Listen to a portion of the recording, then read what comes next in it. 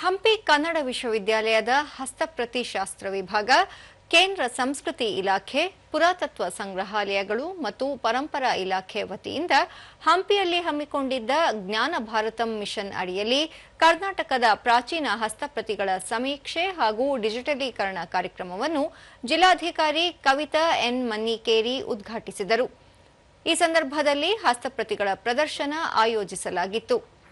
ಈ ವೇಳೆ ಹಂಪಿ ಕನ್ನಡ ವಿಶ್ವವಿದ್ಯಾಲಯದ ಕುಲಪತಿ ಡಾಕ್ಟರ್ ಡಿವಿ ಪರಶಿವಮೂರ್ತಿ, ಹಸ್ತಪ್ರತಿ ವಿಭಾಗದ ಮುಖ್ಯಸ್ಥರಾದ ಡಾಕ್ಟರ್ ವೀರೇಶ್ ಬಡಿಗೇರ್, ಕುಲಸಚಿವ ಡಾಕ್ಟರ್ ವಿರೂಪಾಕ್ಷಿ ಪೂಜಾರಹಳ್ಳಿ, ಪುರಾತತ್ವ ಇಲಾಖೆ ಸಂಗ್ರಹಾಲಯ ಮತ್ತು ಪರಂಪರೆ ಇಲಾಖೆಯ ನಿರ್ದೇಶಕ ಡಾಕ್ಟರ್ ಆರ್ ಶೇಜೇಶ್ವರ್, ಪ್ರವಾಸೋದ್ಯಮ ಇಲಾಖೆಯ ಸಹಾಯಕ ನಿರ್ದೇಶಕ ಡಾಕ್ಟರ್ ಡಿ ನಾಗರಾಜ್ ಮತ್ತಿತರರು ಉಪಸ್ಥಿತರಿದ್ದರು.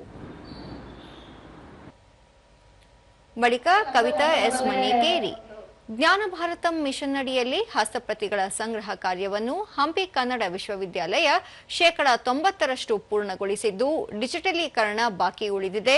ವಿಶ್ವವಿದ್ಯಾಲಯದ ವತಿಯಿಂದ ಹಳ್ಳಿಗೆ ತೆರಳಿ ಕ್ಷೇತ್ರ ಕಾರ್ಯ ನಡೆಸಿ ಹಸ್ತಪ್ರತಿಗಳ ಸಂಗ್ರಹ ಸಂಪಾದನೆ ಮಾಡಿದ ಎಲ್ಲರನ್ನೂ ಅಭಿನಂದಿಸುವುದಾಗಿ ತಿಳಿಸಿದರು.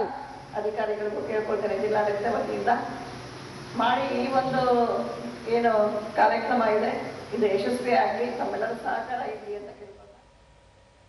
ಡಾಕ್ಟರ್ ಡಿವಿ ಪರಶಿವಮೂರ್ತಿ, ವಿಶ್ವವಿದ್ಯಾಲಯವು ಕಳೆದ 32 ವರ್ಷಗಳಿಂದ ಹಸ್ತಪ್ರತಿ ಸಂಗ್ರಹ ಮಾಡಿ ಅವುಗಳನ್ನು ಗ್ರಂಥ ರೂಪದಲ್ಲಿ ಹೊರತರುವ ಕೆಲಸ ಮಾಡಲಾಗುತ್ತಿದೆ. ಚೋಳರ ಕಾಲದ 30 ಕೆಜಿ ತೂಕದ ತಾಮ್ರ ಶಾಸನವನ್ನು ಪ್ರಧಾನಿ ನರೇಂದ್ರ ಮೋದಿ ದೇಶಕ್ಕೆ ವಾಪಸ್ ತಂದಿದ್ದಾರೆ ಎಂದು ಹೇಳಿದರು. ಇಂಥ ಎಲ್ಲ ತಾಳೆಗರಿಗಳನ್ನು ಸಂಗ್ರಹಿಸಿ ಇದರೊಳಗೆ ಏನೋ ಒಂದು ನಿಗೂಢವಾದ ವಿಷಯ ಇದೆ, ಇದನ್ನು ಓದಬೇಕು ಅಂತ ಬಹಳಷ್ಟು ಪ್ರಯತ್ನವನ್ನು ಮಾಡುವುದು. ಡಾಕ್ಟರ್ ವಿರೂಪಾಕ್ಷ ಪೂಜಾರಹಳ್ಳಿ, ಜ್ಞಾನ ಭಾರತಂ ಮಿಷನ್ ಯೋಜನೆಯಡಿ ಹಲವು ಯೋಜನೆಗಳನ್ನು ಕೈಗೆತ್ತಿಕೊಳ್ಳಲಾಗಿದೆ. ಹಂಪಿ ವಿಶ್ವವಿದ್ಯಾಲಯದಿಂದ ಹಸ್ತಪ್ರತಿಗಳ ಸಂಗ್ರಹ ಕಾರ್ಯ ಮಾಡಲಾಗುತ್ತಿದೆ ಎಂದು ಹೇಳಿದರು. ಸಂಗ್ರಹ ಮಾಡಿದರೆ ಅವರಿಗೆಲ್ಲರೂ ಕೂಡ ವಿಭಾಗದ ನಮ್ಮ ಆಡಳಿತಗಳ ವತಿಯಿಂದ ಕೃತಜ್ಞತೆಗಳನ್ನು ಸಲ್ಲಿಸ್ತಾ ಇದ್ದೀನಿ. ಡಾಕ್ಟರ್ ಆರ್ ಶೇಜೇಶ್ವರ್, ಮಾರ್ಚ್ 1ರಿಂದ ಪ್ರತಿ ಜಿಲ್ಲೆಯಲ್ಲಿ ಹಸ್ತಪ್ರತಿಗಳ ಡಿಜಿಟಲೀಕರಣ ದಾಖಲೆ ಕಾರ್ಯ ನಡೆಯುತ್ತಿದೆ ಎಂದು ತಿಳಿಸಿದರು. ನಾವು ದಾಖಲೀಕರಣ ಮಾಡಿದ್ವಿ ಅಂತ ಹೇಳಿದ್ರು. ಆಗ ಮೇಡಮ್ ಜೊತೆ ಚರ್ಚೆ ಮಾಡ್ತಾರೆ, ಮೇಡಮ್ ಇಲ್ಲ ನಾವೇ ಹೋಗ್ಬಿಟ್ಟು ಅಲ್ಲಿ ನೋಡಿ ಹಸ್ತಪ್ರತಿ ದಾಖಲೀಕರಣ ಮಾಡ್ತಕ್ಕಂಥ ಕಾರ್ಯಕ್ರಮ ಮಾಡೋಣ ಅಂದ್ರು. ಹಾಗಾಗಿ ಇವತ್ತು ಈ ಕಾರ್ಯಕ್ರಮ ಹಮ್ಮಿಕೊಂಡ್ವಿ.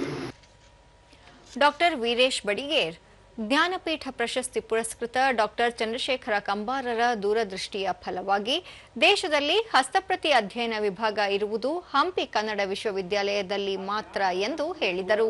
ಮತ್ತು ಬೆಳೆಸುವ ಅವುಗಳ ಮೇಲೆ ಮಾಡ್ತಕ್ಕಂಥ ಕೆಲಸವನ್ನು ಇದುವರೆಗೆ ನಾವು ಮಾಡ್ತಾ ಬಂದಿದ್ದು ಅಂತ